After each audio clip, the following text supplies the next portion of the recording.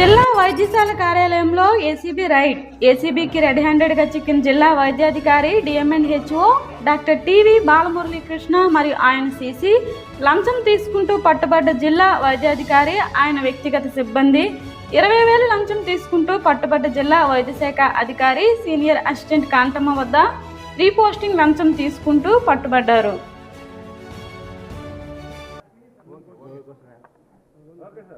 Srikakulam rural PHC primary health సెంటర్లో పనిచేస్తున్నటువంటి ఒక senior assistant. She a physically handicapped lady. ఆవిడకు ఒక కాల్ లేదు. ఆవిడ కొన్ని కారణాల వల్ల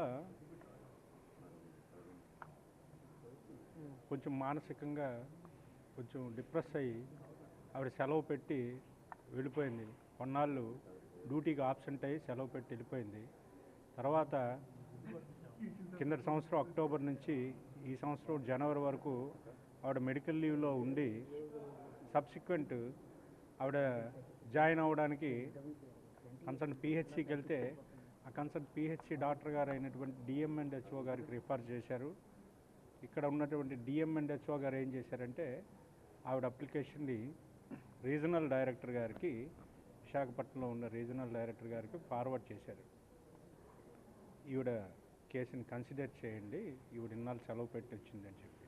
సో దాని మీద ఈవిడ ఉన్నటువంటి పొజిషన్ చూసి మానవతా దృక్పథంతో ఈవిడికి గత ఫిబ్రవరి నెలలో 2025 ఫిబ్రవరి నెలలో ఆవిడకి ఆర్డర్ ఇచ్చారు. ఏమని, మీరు పిహెచ్సిలో జాయిన్ అవ్వండి, అదేవిధంగా డిఎంఎన్హెచ్ఓ శ్రీకాకుళం గారికి ఇన్స్ట్రక్షన్స్ ఇస్తూ మీరు సదరు సీనియర్ అసిస్టెంట్ అయినటువంటి ఈ ఫిజికల్ హ్యాండిక్యాప్డ్ లేడీ ఎవరైతే ఉన్నారో ఆవిడకి పోస్టింగ్ ఆర్డర్ ఇవ్వండి, కౌంటర్ డివో ఇవ్వండి అని మూమెంట్ ఆర్డర్ అంటారు వీళ్ళు మెడికల్ పరిభాషలో. వీళ్ళు ఇక్కడ ఈ మూమెంట్ ఆర్డరు ఇవ్వండి అంటే ఆ దినము నుండి ఈ రోజు వరకు ఆవిడ కాళ్ళు లేకపోయినా మెట్లెక్కి అరిగిపోయేలా తిరుగుతుంది డిఎంఎన్హెచ్ఓ గారి ఆఫీస్ చుట్టూ. 20,000 లంచం ఇవ్వందే ససేమేరా ఇవ్వమని కరాఖండిగా చెప్పడం జరిగింది. పాపం ఆవిడ దగ్గర అంత డబ్బులు లేవండి, నా జీతాలు వచ్చిన తర్వాత అయినా పోనిస్తాను, నా దగ్గర 10,000 ఉన్నాయి, కొన్ని 15,000 అప్పో చేసి ఇస్తాను, సస్యమేరా కాదు కుదరదు అని చెప్పి సదరు డిఎంఎన్హెచ్ఓ గారు, అదేవిధంగా సీసీ గారు కూడా, ఇక్కడ పనిచేస్తున్న వి సురేష్ కుమార్ అనేటువంటి సీసీ, ఇద్దరు కూడా ఈవిడికి ఇబ్బంది పెట్టడం జరిగింది.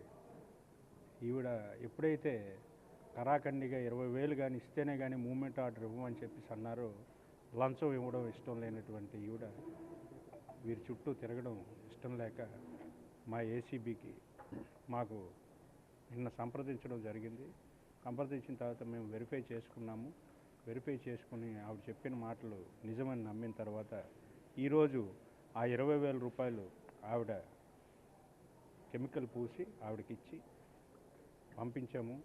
ఆవిడ డిఎంఎన్హెచ్ఓ గారికి ఇస్తే డిఎంఎన్హెచ్ఓ గారు డాక్టర్ టీవీ బాలమురళీకృష్ణ గారు కుడి చేతితో తీసుకుని వెంటనే అదే రూమ్లో ఉన్నటువంటి సీసీ కిషోర్ కుమార్ గారికి ఇస్తే అతను లెక్క పెట్టి సరిపోయని చెప్పేసి అతని జేబులో పెట్టుకోవడం జరిగింది, ప్యాంటు జేబులో.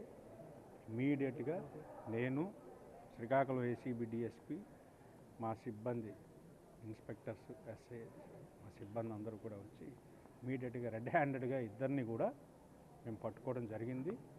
ఆ లంచం సొమ్ము ఏదైతే ఉందో ఆ 20,000 రూపాయలని కూడా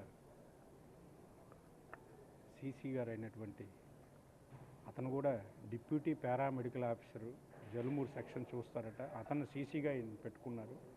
అది కూడా వెరిఫై చేస్తాం ఎందుకు పెట్టుకున్నారో ఏంటో అని. సో అతని దగ్గర ఈ లంచం సొమ్ముని మేము రికవరీ చేశాము. ఇద్దరిని కూడా కేసు నమోదు చేశాము. వారిద్దరిని కూడా రేపు ఏసీబీ కోర్టులో విశాఖపట్నంలో హాజరుపరుస్తాం.